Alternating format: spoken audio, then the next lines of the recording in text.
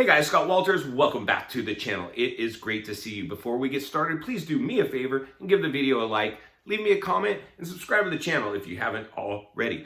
So one of the things, as a California licensed real estate agent, a member of the Santa Barbara Board of Realtors, I'm a real estate agent 24/7, 365, constantly fielding calls from buyers on a daily basis. One of the things that for me, having lived through the 2008 recession, the real estate crash, I'm a little bit more, let's say, of a realist when it comes to what I'm seeing in this current market. As a real estate agent who has a long-time sales experience, I've been kind of labeled as a natural salesman, right? I'm an performer as a kid, a singer in a band. I think I've transferred some of that into my sales career. Good or bad, sometimes, most of us, one of the things I think that allows me to connect with people as a salesman is I don't necessarily come off as a salesman, and mainly because I'm very authentic. And so one of the things right now, it kind of annoys me when I see other salespeople, specifically real estate agents, so willing to walk somebody into a sale that could potentially harm them. They're so tunnel visioned on just the pure numbers, the stats, measuring up, having, record sales, being a top producer. They really don't care about you. And for me, I always have said, I'd rather be happy making less money than miserable making more. So it's very important to me to not sell somebody something that I think they have no business in buying. So with that being said, let's get right into today's video, which is a very, very hot topic in the housing market. So like we've talked about before, it is no secret that we are in probably the biggest housing bubble we have ever seen. And that alone should scare you. I could turn off the video right now. This is an actual big time red flag for many people. Now, we all know that there's a great divide in this country, right? Thanks to the pandemic, whether it's Democrat, Republican, whether it's vax, non-vax, whether it's mask, no mask, whether it's left, right, it just doesn't really matter. We see that there's a great divide. So like I've said before, if you walk down the street right now and ask the next 20 people that you meet, do you think there's going to be a housing crash or the housing market will continue on the path that it's on? You'll probably get a 50-50 on that as well. So one of the things I've said is I'm not of the mindset of get rich quick schemes. I am a mindset of set goals and be balanced and earn your wealth. So with that being said, 95% of all millionaires made their money in real estate. I love real estate, and as a salesman, it was the biggest platform to sell the biggest ticket items possible. I started from low-level sales jobs to medium level to high level, and now the highest level. So, but for me, it's just not about the money. I love helping people. So one of the things that we know is we are, at least 50% of us know, or at least feel, is we are in probably the biggest housing bubble we've ever seen. And so one of the things that's very concerning to me personally, and I'm sure plenty of others, is that we are just coming off a pandemic that had global impact. And we'll just talk about the nation right now because that's where I work. But it had global impact. Our nation was stifled. Real estate actually paused briefly because people thought the world was going to end. Panic set in and people were going for PPP loans, unemployment benefits, stimulus, money grab central.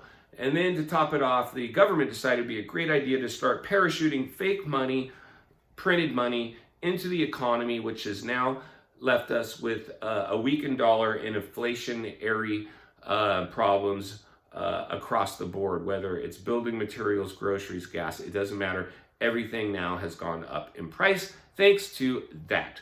So red flag there as well. Then we have what we know is the mortgage forbearance program, where a bunch of people, and again, if you walk down any city street and you look at commercial spaces, you'll see on average about every other business in a lot of areas with signs in their windows, out of business. So those people probably owned homes. Those are probably people that took mortgage forbearance. Who knows? One thing's for sure, there's a bunch of them out there.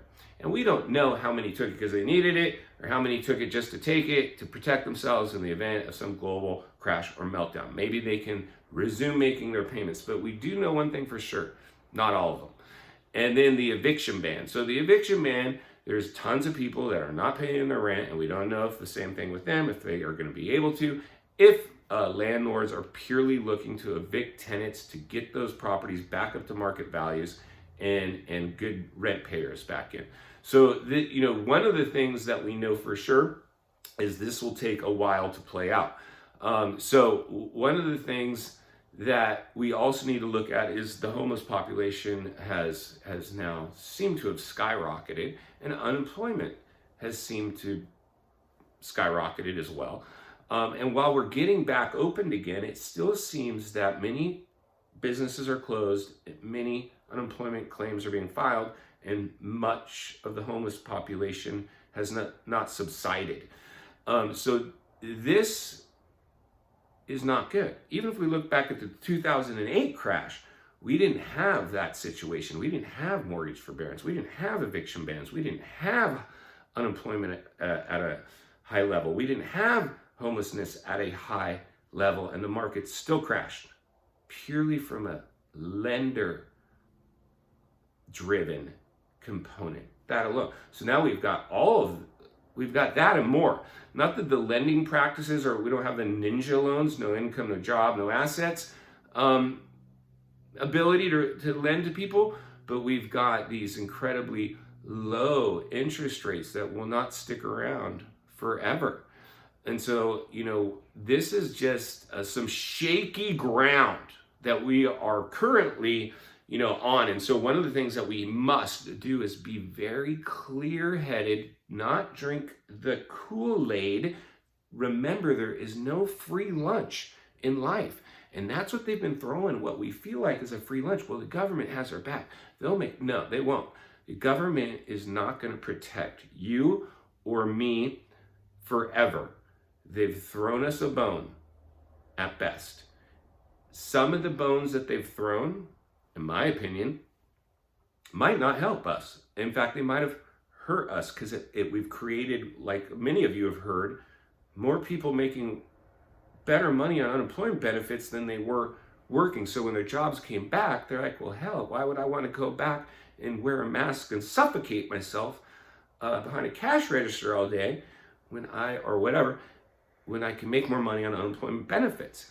So these are the things that are really, really, very concerning when it comes to the housing market. So like I've said, I'm going to end the video with this one thought that I use a lot. I said, Ryan, one thought I use a lot, I'm going to start using that in future videos, is that you don't lose money when you buy real estate at the wrong time. You lose money when you sell real estate at the wrong time. Right now is a great time to sell. If you buy right now, you won't get hurt unless there's a downturn and you panic or you're forced to sell. And that will happen. That will happen to many people. If there's a downturn and a crash, some people will be forced to sell, because it won't just specifically live in the housing market. If the housing market dies at some level, other markets die along with it. Just think about it. The last recession, even though it was a mortgage-driven recession, bad lending practices, jobs went away to commercial construction, and specifically commercial construction got hit the hardest. Jobs went away. Layoffs occurred. People couldn't make their mortgage, even if they had cheap interest rates. So you have to remember these things, folks. So please, please, please don't drink the Kool-Aid. Don't be unrealistic. Remain balanced and ready for anything. If you have cash, keep it on the sidelines. If you're going to buy a house, make sure you do not leverage yourself too hard to the point where you're house poor. make sure you still have cash reserves in case of an emergency, right? They say we should have a minimum of 3 months of cash reserves in case some baloney happens like we just saw with the pandemic. So hope that helps a bit. Remember, I don't make money off these videos. I do them for you because I want to help. So you can help me by just giving the video a like, leave me a comment, subscribe to the channel. See you guys on future videos.